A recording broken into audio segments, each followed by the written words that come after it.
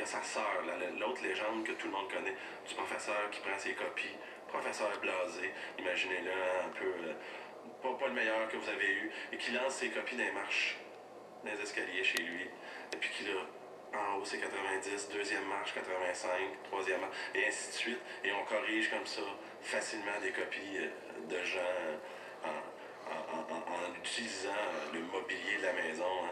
Et puis on voit déjà là, les étudiants plus doués qui crient à l'injustice. Mais non, le professeur pense qu'il a bien fait. Tout ça, cette légende-là, je pense qu'elle a beaucoup circulé aussi.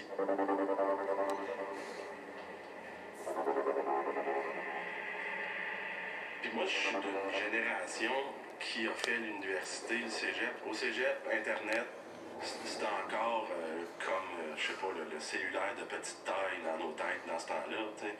Il y avait des boîtes cellulaires, puis l'Internet, c'était quelque chose où on pouvait aller sur un terminal en quelque part, mais l'Internet à la maison, ça commençait, oui, certains l'avaient, mais ça restait tellement marginal que c'était pas accepté dans les travaux.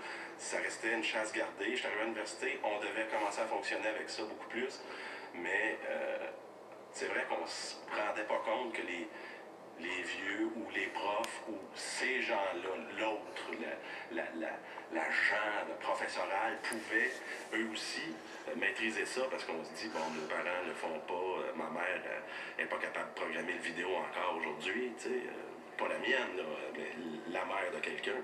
Alors on se dit, c'est impossible qu'il aille circuler et voir ce que nous, jeunes de la génération électronique, quand on réussit à percer le mystère.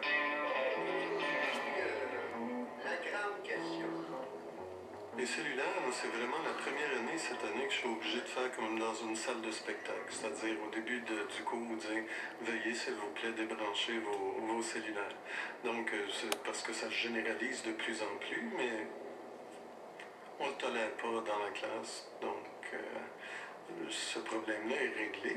Pour le reste, dans leurs travaux, ça se peut bien qu'il y en a qui, effectivement, ils consultent les moteurs de recherche, font sortir des textes, ils pourraient, à la limite, trouver des travaux. Moi, je trouve que les nouvelles technologies, des fois, on est porté à dire qu'elles facilitent la tricherie. Moi, je suis prêt à dire que c'est un malin ennemi. Elles facilitent le repérage des tricheurs aussi.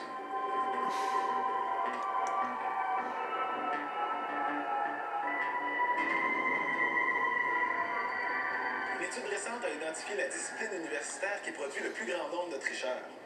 Selon cette étude, il s'agirait des étudiants à la maîtrise en administration, communément appelée le MBA, qui seraient les tricheurs les plus enthousiastes, avec 56% contre une moyenne de 47% pour les autres disciplines. Pourquoi? Il semblerait qu'ils considèrent la tricherie comme une forme de créativité qui va les aider plus tard dans leur carrière d'administrateur. C'est rassurant, ça. Puis ça, c'est pas une légende urbaine.